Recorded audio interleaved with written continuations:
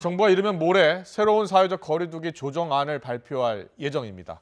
어제 하루 신규 확진자는 열흘 만에 다시 500명대로 늘어났습니다. 특히 IM 선교회발 집단 감염으로 추가 확진자가 속출하는 데다 이동량이 많아지는 설 연휴를 앞두고 있어서 방역 당국은 긴장하고 있습니다. 취재기자 연결합니다. 김종균 기자.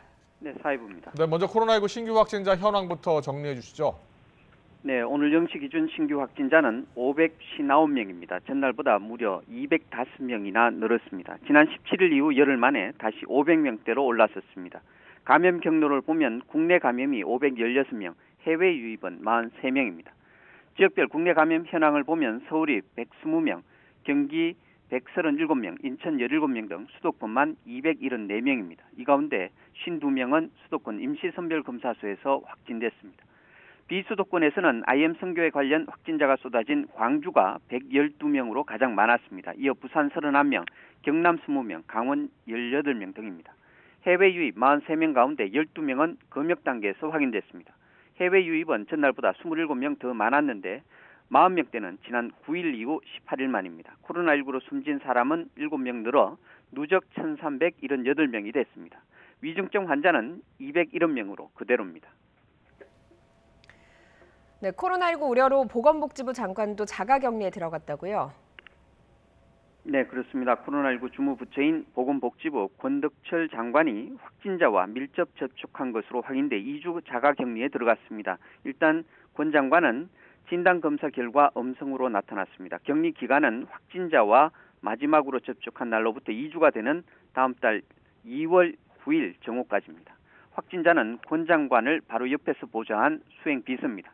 1차 역학조사에서는 장관을 비롯한 밀접 접촉자가 13명 정도로 분류됐습니다. 권 장관 외에 나머지 12명도 음성 판정을 받고 자가격리에 들어간 상태입니다.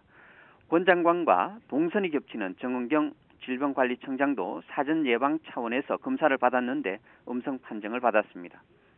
또 김현수 농림축산식품부 장관 역시 수행비서가 코로나19 검사를 받음에 따라 현재 관사에서 자체 격리 중입니다. 김 장관의 수행비서는 코로나19 검사를 받고 결과를 기다리고 있는데 김 장관과 수행비서 두 사람 다 확진자 밀접 접촉자로 분류되지는 않았습니다. 김 장관은 어제 권덕철 장관과 함께 정부 세종청사에 열린 국무회의에도 참석했습니다. 정부가 이르면 모레, 그러니까 금요일에 새 사회적 거리두기 조정안을 발표할 예정인데 변수가 많아졌습니다. 네, 정부는 오늘 오후 생활방역위원회를 열어 거리두기 조정 문제 등을 검토할 예정입니다. 이번 주 일요일에 끝나는 현행 거리두기 단계 조정과 5인 이상 모임 금지 조치 연장 여부가 쟁점입니다. 정부는 이르면 모레 금요일에 새로운 거리두기 조정안을 발표할 계획입니다. 다만 IM 선교회 관련 집단 감염이 변수입니다. 또 지난 주말 수도권 이동량이 직전 주말보다 12%, 1월 초 대비 31% 급증해 국민들의 경계심이 느슨해지고 있는 상황입니다. 정부는 자칫 방심하면 다음 주와 설 연휴 때 다시 확진자가 증가할 가능성이 있다고 경계하고 있습니다.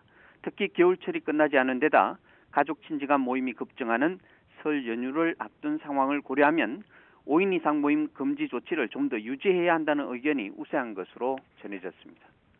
지금까지 사회부에서 YTN 김종길입니다.